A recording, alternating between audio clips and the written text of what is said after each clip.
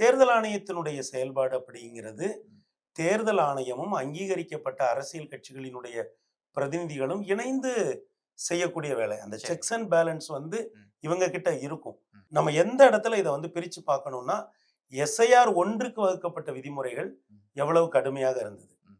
என்னென்ன விமர்சனங்களை அவர்கள் எதிர்கொண்டார்கள், ம். எஸ்ஐஆர் 2ல அவங்க என்னென்ன மாற்றங்களை கொண்டு வந்திருக்காங்க, இதை கொஞ்சம் இலகுபடுத்திருக்காங்கன்னு சொல்றீங்களா? ரொம்ப இலகுபடுத்தியிருக்காங்க இல்லைங்களா? இப்போ நீங்க வந்து முதல்ல வந்து அந்த எனுமரேஷன் ஃபார்ம்ல வந்து கையெழுத்து போடுறது அப்படிங்கிறது, அப்போ நீங்க வந்து ஏறக்குறைய 7 கோடி வாக்கு உள்ள பீகார்ல அவங்க என்ன சொன்னாங்கன்னா, எல்லாரும் எனுமரேஷன் ஃபார்மை ஃபில் பண்ணணும், எல்லாருமே வந்து அதை சப்மிட் பண்ணணும், அதுக்கான டாக்குமெண்ட்ஸை இணைக்கணும் அப்படின்லாம். இப்போ என்ன சொல்லியிருக்காங்க, இதுக்கு முன்னாடி இந்த ரிவிஷன் எப்போ நடந்தது தமிழ்நாட்டில்? 2001 2005 ரெண்டு காலகட்டமாக நடந்தது இல்லைங்களா? அப்போ அந்த காலகட்டத்தில் நடந்த அந்த வாக்குகளில் இருக்கவங்க உங்களுக்கு நீங்க முன்னாடி 2000 என்ன ஆவணம்? நீங்க அதை மட்டும் காட்டினா போதும்னு சொல்லிட்டாங்கல்ல. ம், ம். அந்த வாக்கு எனக்கு நான் 2005க்கு முன்னால நீங்க வாக்களிச்சிருந்தீங்கன்னா அந்த வாக்காளர் பட்டியலில் என் பேர் இருக்கு அப்படின்னு காட்டினீங்கன்னா போதும். அதற்கு பிறகு இப்போ வந்து ஒரு 12 டாக்குமெண்ட் கொடுத்துருக்காங்க. அதுல இந்த 12 டாக்குமெண்ட்ல குறிப்பா ஆதார் இணைக்கப்பட்டிருக்கு. பீகார்ல ஆதாரம் இணைக்க மாட்டேன்னு சொன்னாங்க.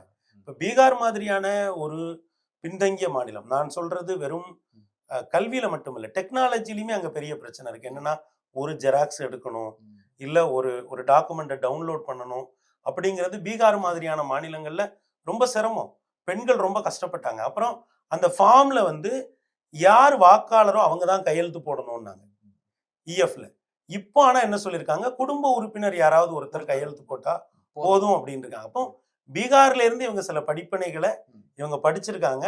அது அந்த விதிமுறைகள், இந்த எஸ்ஐஆர் 2க்கான விதிமுறைகளை நீங்க பாத்தீங்கன்னாலே ரொம்ப தெளிவா தெரியுது. அதனால நாம வந்து பீகார்ல நடந்தது போல இங்க நடந்து விடுமோ அப்படின்னு அச்சப்பட வேண்டியதில்லை. ஏன்னா எலெக்ஷன் கமிஷன் ஒரு கான்ஸ்டிடியூஷனல் பாடி, அவங்க மக்களுக்கு பதில் சொல்லக்கூடிய ஒரு இடத்துல நிற்கிறாங்க.